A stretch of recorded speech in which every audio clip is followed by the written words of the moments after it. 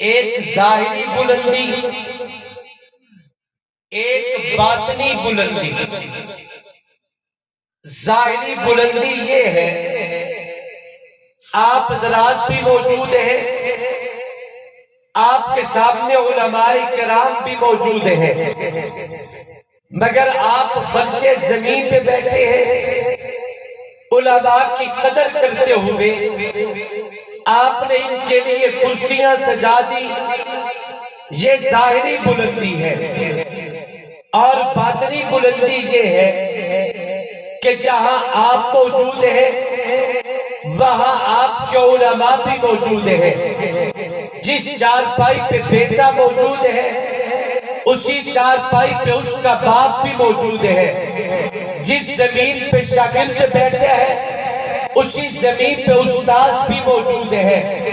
لیکن ہر ذی عقل جانتا ہے کہ بیٹھنے میں بے شک یہ دونوں برابر ہیں، لیکن اللہ نے جو مقام استاذ کو دیا ہے شاگرد اپنے استاذ کا مقابلہ نہیں کر سکتا۔ بیٹھنے میں دونوں برابر ہیں، لیکن یہ پوری دنیا جانتی ہے اللہ نے جو مقام باپ کو دیا ہے بیٹا باپ کے علوم و شان کا مقابلہ نہیں کر سکتا۔ یہ پوری دنیا جانتی ہے کہ بے شک بیٹھنے میں دونوں برابر ہیں، لیکن اللہ نے جو مقام مرشد کو عطا کیا ہے مرید اپنے مرشد کے مقام کا مقابلہ نہیں کر سکتا۔ اللہ تبارک و تعالی نے یہ دونوں قسم کا عروج، یہ دونوں قسم کی بلندی، یہ دونوں قسم کا معراج اپنے لاڈلی اور پیارے نبی حضرت محمد مصطفیٰ صلی اللہ علیہ وسلم کو عطا کیا۔ اللہ نے میرے پیغمبر کو باطنی معراج بھی دیا ہے، اللہ نے میرے آقا کو ظاہری معراج بھی دیا ہے۔ باطنی معراج تو یہ ہے کہ پوری کائنات فرش زمین پہ موجود ہے، لیکن کائنات کا ایک ایک ذرہ گواہ ہے۔ اللہ نے جو مقام آمنہ کے دبر یتیم کو دیا ہے یہ پوری کائنات مل جائے میری آقا کی عظمت کا مقابلہ نہیں کیا جا سکتا۔ اور ظاہری معراج یہ ہے کہ پوری کائنات زمین پہ بیٹھی نظر آتی ہے، اکیلا میرا محمد ہے جو عرش بری پہ جاتا نظر آتا ہے۔ تکبیر، رسالت محمد رسول شان اللہ مصطفیٰ، زندہ باد، مقام مصطفیٰ زندہ باد۔ پوری کائنات گواہ ہے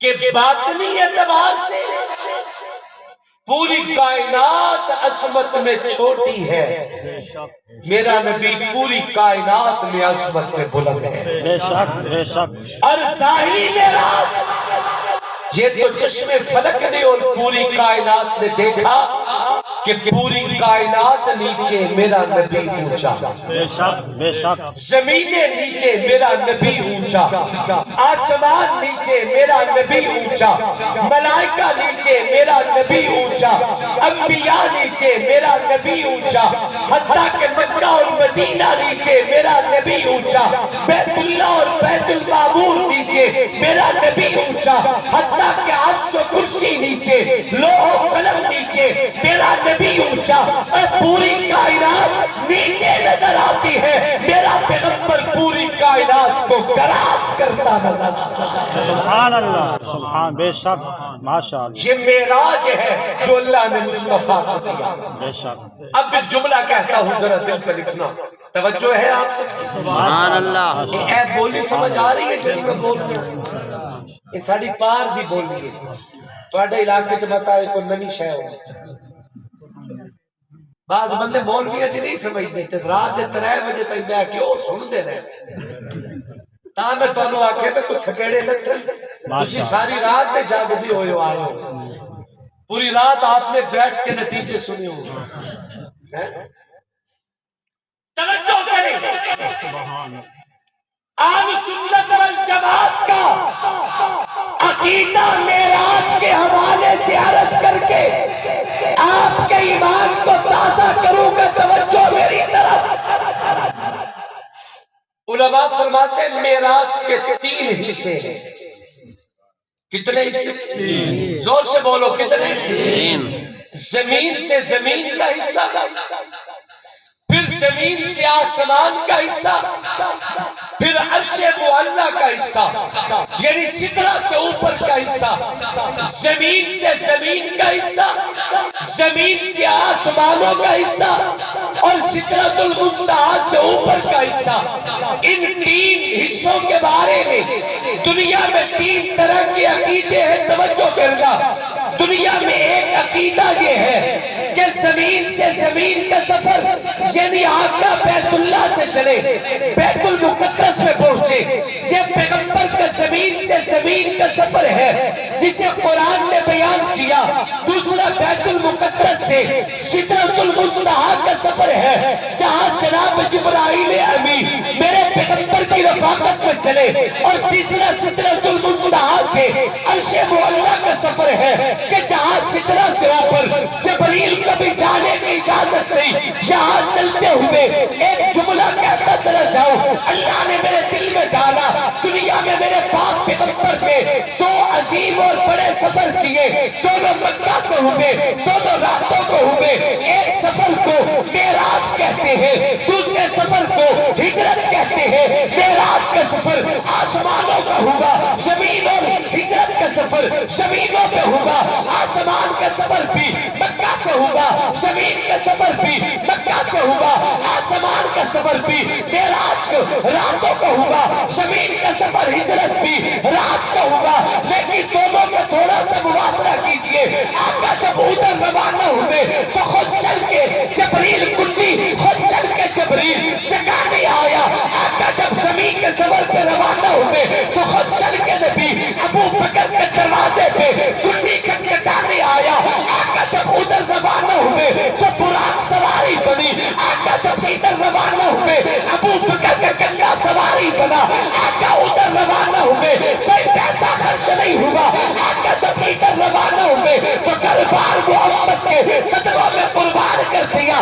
آقا جب آسمانوں کے سفر پہ چلے تو رفیق کے سفر اللہ کی مرضی سے سدرہ پہ چھوڑ بیٹھا. لیکن یہ جو رفیق دنیا اور رفیق ہجرت تھا یہ پیغمبر کے ساتھی ایسا بنا ہے. رب نے میرے محمد سے ایسا ملا دیا کہ صرف غار میں نبی کے ساتھ نہیں تھا. آج مثال کو بھی جا کے دیکھے جہاں محمد نظر آئیں گے صدیق ساتھ نظر آئے گا. یعنی ہے وہ بھی اللہ کی مرضی سے ہے، یہ بھی اللہ کی مرضی سے. اس نے سدرہ پہ بریک لگائی، وہ بھی اللہ کا حکم تھا. صدیق آج بھی محمد کے ساتھ ہے، یہ بھی منشاء اللہ کی تھی. لیکن محبت تو دیکھیے، مقام تو دیکھیے، عظمت تو دیکھیے، ان کی عظمت کا معراج تو دیکھیے. وہ رفیق کا سفر بھی یقیناً مبارک ہے، لیکن نبی سے جدا کر دیے کہ یہ دنیا کا رفیق کا سفر ایسا پیارا تھا. اللہ کو بھی میرے پاک محمد کو بھی کہ قیامت آ سکتی ہے، صدیق محمد سے جدا نہیں ہو سکتا. زندہ باد. زور سے زور سے زور سے. آج دنیا پوچھتی ہے صدیق کون ہے، کیا مقام ہے جناب ابو بکر کا. سبحان اللہ، میں سادہ جلب سے دسا ابو بکر کا مقام. سبحان اللہ، سبحان اللہ. مولانا عاطف صاحب بولو تھوڑا جا محبت نال، میرے نیڑے بیٹھے ہو. سبحان اللہ، سبحان اللہ. بلکہ تسی بھی نیڑے بیٹھے جڑے میرے پیارے، میرے بزرگ، میرے سراں دے تاج، میرے دل دے قریب پیچھا بیٹھے انشاءاللہ بستے رہو. کو تھوڑی جی سبحان اللہ ادو بھی آوے نا وہ بندہ بڑے بھارے چوندے جدی کنڈ بھاری ہوگے. سبحان اللہ. سبحان اللہ. جدی کنڈ بھاری ہوگے نا کہ بعض اوقات ایک بھی ہوندہ ہے تاریخ کا بہت بڑا الیکشن جنانیاں کنڈا بھاریاں ہاں نا اونا کنڈا دے بھار زمین جانا یعنی حد تو ڈھیر ہی پہنچ جنہاں نے کنڈ بھاری آئی اس سے بھار مار بچارے کنڈ دے بھار زمین پہ آئے. توجہ کریں میں نے اوور آل بات کی ہے، مجھے آپ کے علاقے کا نہیں پتا یہاں ماحول کیا ہے، میں نے اوور آل بات کی ہے، تو جو سانو کچھ ہوتا سی کہانی دے گاہ ڈٹ سکتے توجہ کریں، الیکشن ہوتے راستے بابا بندہ ہنس صحیح نہیں، سبحان کوئی گل نہیں، لوگ حیا ہوئے تو میرے خیال چھوڑ دیں، توجہ کریں، دنیا سوال کرتی ہے کہ بابا ابو بکر کون ہے، کیا مقام ہے جناب صدیق اکبر کا، سبحان اللہ بتاؤ ابو بکر کون ہے، سبحان اللہ سبحان اللہ اسی سکتے ہیں نا، سبحان اللہ، یعنی تو صاحب پہ نیکی نہ بیٹھے ماشاءاللہ،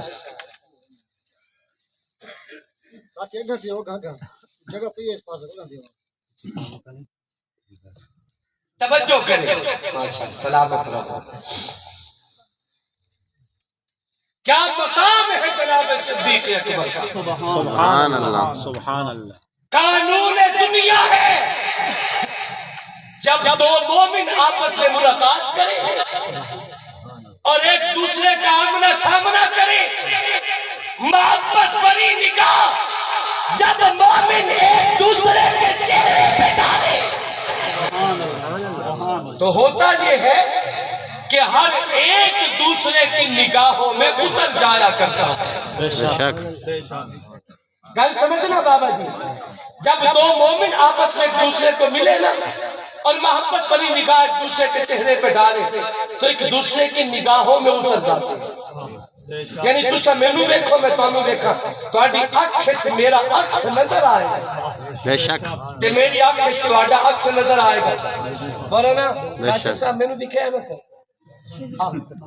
میں نظر آ رہی ہوں، اے میری واسکٹ واضح ہے، میری دستار واضح ہے، میرا اے لباس واضح نظر آ رہے ہیں، چمک رہے ہیں، جب دو مومن آپس میں ایک دوسرے کو محبت بری نگاہوں سے دیکھے ہوتا یہ ہے ان دو میارے ایک دوسرے کی نگاہ میں اتر جایا کرتا ہے، آپ مجھے دیکھیں میں آپ کو دیکھوں، آپ میری آنکھوں میں نظر آئیں گے، میں آپ کی آنکھوں میں نظر آؤں گا، آپ میری آنکھوں میں اتر جائیں گے، میں آپ کی آنکھوں میں اتر جاؤں گا، پوچھتے ہو صدیق اکبر کون ہے، پوچھتے ہو ابو بکر کا مقام کیا ہے، میں تجھے بتاؤں صدیق کی عظمت کیا ہے، میں تجھے بتاؤں ابو بکر کا مرتبہ کیا ہے، میں تجھے بتاؤں ابو بکر کی علو شان کیا ہے، صدیق وہ ہے النظر الی وجہ رسول اللہ، جس ابو بکر نے ساری زندگی نگاہ بھر کے محمد مصطفیٰ صلی اللہ علیہ وسلم کا چہرہ دیکھا، یعنی صدیق نے نبی کا دیدار کیا، مصطفیٰ نے ابو بکر کا چہرہ دیکھا، میرا وجدان کہتا ہے نبی صدیق کو دیکھے، صدیق نبی کو دیکھے، نبوت صداقت کی آنکھوں میں اترتی نظر آئے گی، صداقت نبوت کی آنکھوں میں اترتی نظر آئے گی، نبی ابو بکر کی آنکھوں میں، ابو بکر نبوت کی آنکھوں میں، پوچھتے ہو مجھ سے سوال کرتے ہو صدیق کون ہے، اگر نبی کو تلاش کرنا چاہتے ہو تو صداقت کی آنکھوں میں تلاش کیجئے، اگر صداقت کو تلاش کرنا چاہتے ہو تو نبوت کی آنکھوں میں تلاش کیجئے، کیا مقام ہے صدیق کا، جب تک آقا زمین کے سینے پہ رہے صدیق نبوت کی آنکھوں میں رہا، آقا زیر زمین چلے گئے صدیق بھی ساتھی زیر زمین اتر گیا، یعنی صدیق کل بھی محمد کے ساتھ تھا، صدیق آج بھی نبی کے ساتھ ہے، یا نبی کی آنکھوں میں ابو بکر، یا نبی کے روزے میں ابو بکر، اگر تیری جرات ہے جدا کر کے دکھا، قیامت آ سکتی ہے، نہ صدیق نبی کی آنکھوں سے نکلے گا، نہ محمد کے روزے سے نکلے گا، تکبیر، نعرہ رسالت، زندہ باد